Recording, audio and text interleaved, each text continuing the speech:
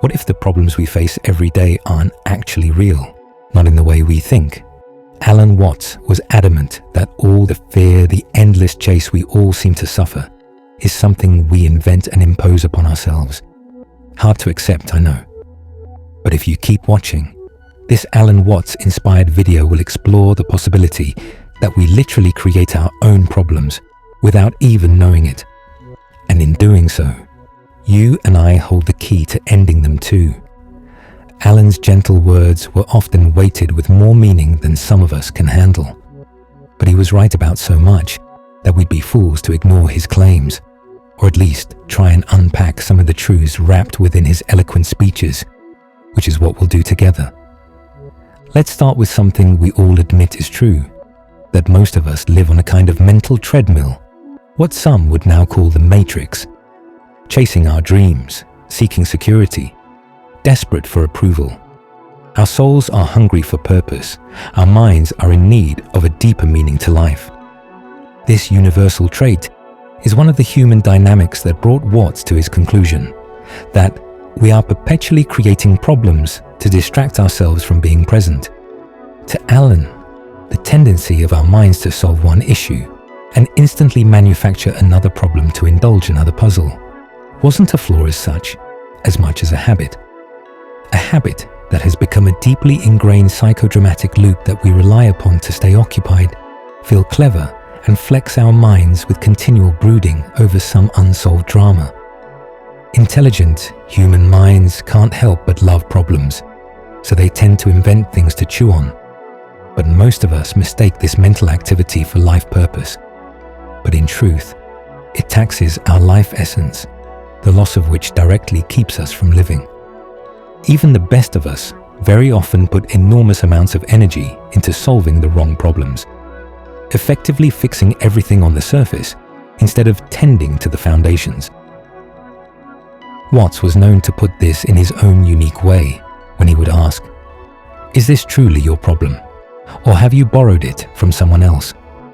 We tend to inherit our worries. We attract our own burdens. And very few of us ever pause to ask, why am I trying to fix these problems? Who am I trying to become by dealing with them in this way? This alone makes it fair to conclude that some of our biggest personal problems are not truly our own. They were never ours to begin with. To feed this dark obsession of inheriting problems and struggling to fix them ourselves, we've each fallen into the trap of constructing an alternate persona, a hidden character who hides inside each of us to antagonize our goals by twisting our view of who we really are, based on our career, our status, our background and programming, our faith and beliefs. This invisible yet tangible aspect of ourselves, Watts called the fictional self, which is why he was also quoted as saying, "You are under no obligation to be who you were 5 minutes ago." And this grave mistake we make of assuming the costumes we wear are part of our soul is what makes it so hard for most people to ever find the real version of themselves, the real spiritual person that cannot be outlined in a CV or defined by a bio. Most of us are taught to feel inadequate from birth, under the guise of not being good enough, with the hopium-based proviso that one day we will be.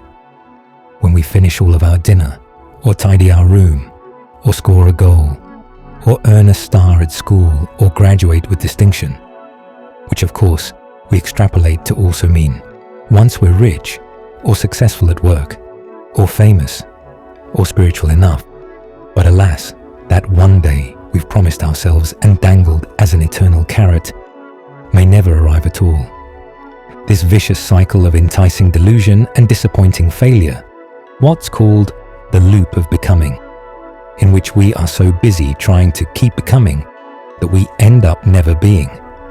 That future version of ourselves is a wicked mirage, stealing our potential through misdirection and broken promises that waste valuable time and leave us feeling incomplete.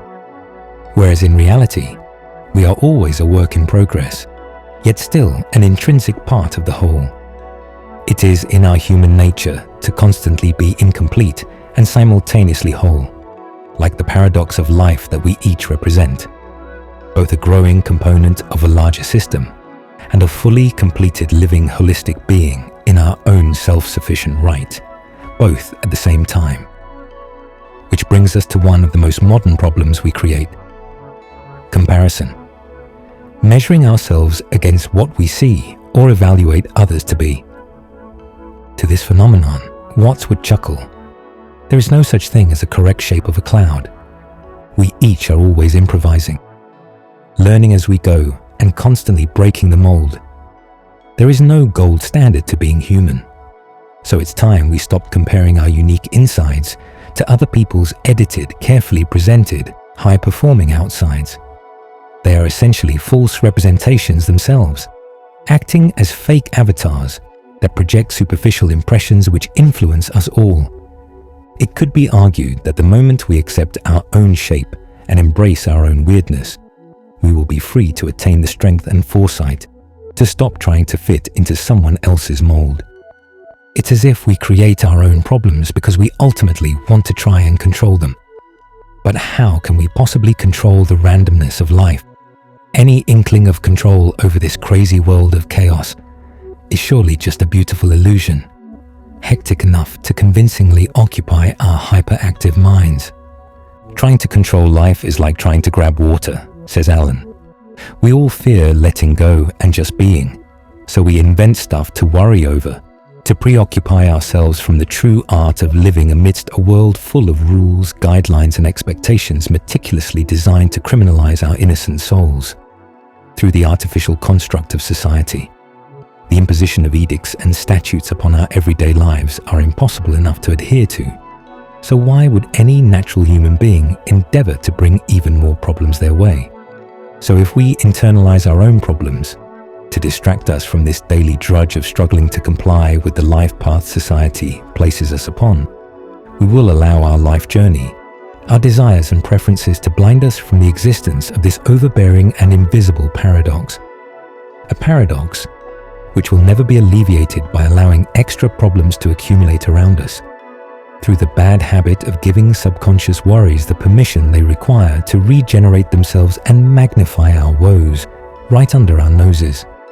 The solution lies in our ability to take control of the situation by curbing that unconscious process of creating our own problems. We need to stop our petty problems from perpetuating the illusion that we're always so busy and bogged down by the massive amount of effort needed to cope with life, by simply coping with life and nothing else. Maybe then we will become more capable of stopping the creation of shallow excuses that we often wallow in, to avoid ever engaging with the more sublime and profound aspects of our existence that truly matter. The bigger truth is that deep down, what we all truly seek is security in this world of uncertainty. We would all like some degree of guarantee that our insignificant little lives have not been for nothing, which again makes us restless enough to fidget and flit within an erratic race to distract ourselves from the inherent panic all around us. But all we really need to do is be still and be present, be mindful and grateful and super aware of it all. Yet stillness is terrifying for the modern mind. It has no distraction to obsess over or worry about, leaving us redundant and useless like a compass that has lost its needle, with no concept of direction. But the big mistake we make in dealing with this is that inner peace isn't something we find by trying to do more. We need to stop and let peace arise from the calmness that occurs when we stop struggling. That's what Alan Watts meant when he said, "Muddy water clears when left alone." In this sense, sometimes the bravest thing you can do is nothing.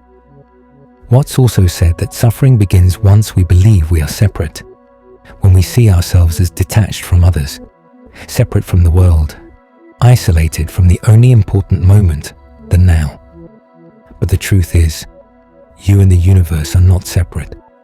You are part of the dance itself, not the dancer. You are but one wave amongst many in the sea, and waves don't need fixing, no matter their shape, size, or direction. Each wave is best left to do its own thing, to fill the gaps. Can you imagine a sea with no waves? It is their combined motion that brings the entire collective of the sea to life. Accepting reality as it is, letting everything be, is certainly the most rebellious act. Watts wasn't trying to teach us resignation. He advocated reverence, which is a different thing altogether. "This is it," he said, "and if you don't get it now, you never will. Even your flaws are part of the overall picture. Imperfections are merely brushstrokes in a painting. Let them be included as part of your life story. All of them. Every last flaw is yours to claim and cherish. They're what makes your story so personal, and they contribute to the uniqueness of your very own picture. You were never meant to conquer life. No one can. Life is not a puzzle to solve or a ladder to climb. That's why all your problems cannot be overcome. So let them happen. Don't try to fix them. Acknowledge them for what they are, and grant them no more attention than they warrant. Absorb the lesson buried within each problem. Then let them flow and clear and fade into the echoes that constitute each chapter of your story. Only then will you have the time, space, and patience in your mind to master the art of extinguishing their importance, and eventually avoiding their creation. As Watts put it, the meaning of life is just to be alive. It is to breathe, to feel, to laugh and weep. Not tomorrow, not later, but today, right now. This very moment is all that defines us. It sets up the rest of our life. Today really is the first day of the rest of your life. No other moment matters. None that have passed and none that will come. Only the now can claim any importance over you, so let it. And now this one, this moment since the previous one, has now passed. And the moment that is about to come, catch it, take it for what it is. A sacred, passing moment in time. Everything before and after this very present moment will just become another word or sentence that builds an entire passage to form another chapter of your life story. So perhaps that's the best thing to do with all this information. We should listen to Alan Watts' words of advice and use his wisdom to guide us towards better ways of living. By consciously being mindful in ways that make us blissfully aware of every precious moment. Curious, inspired, humble and grateful all of the time. Stop regretting the past that cannot be changed, and don't worry about the future that hasn't yet arrived. Just focus on this moment right now and keep it clean of negative emotion. Let all your problems clear themselves for lack of being fed by your attention. And always remember, Watts would never tell us to work harder. Like many great thinkers and speakers throughout our history, he'd most likely smile and simply whisper, "Stop trying. Don't work so hard to achieve things you really don't want or need in your life. So make a promise to yourself to notice more. Become aware of everything around you. Enjoy the smallest details. Cherish every glance from people crossing our path. Every smile from those we love. Every glisten of dew on every tiny blade of grass. Every chirp from those infernal birds that fuss within the flicker of a gazillion perfect leaves. Admire the warming rays of sun, the delicate stroke of wind on your skin, the sound of each splash of life-bringing raindrop that tries to reach the ground. They have no problems, and nor should you. These are all beautiful events in our majestic song of life that form integral parts of our collective symphony being constantly performed for the benefit of us all. To witness and admire the inner workings of a power we take for granted. Each breath within a continually moving stillness. The sheer miracle of being here, alive and aware right now. And hopefully, in that noticing, you will allow your problems to dissolve. Maybe not all of them, but to let some of your woes dissolve under their own weight by removing the life current you've been supplying them with all along. Will stop fueling their illusory existence, which for now is a big enough triumph in itself, to become the master of your problems, rather than the creator of them. Alan Watts often laughed at the seriousness with which most of us live. "It's all a game," he said, "a dance, a divine joke. And the punchline is, you were never broken. You were meant to be this way, and you are never alone." We are all in this together. If you can stop creating your own problems, you'll soon find a way to simply start being. The meaning of life is just to be alive. These are the wise words of Alan Watts that we should take to heart. Let go of trying to control all the stress and strife. Enjoy everything. And remember, you have the right and the power to live every moment to its fullest and just to simply be.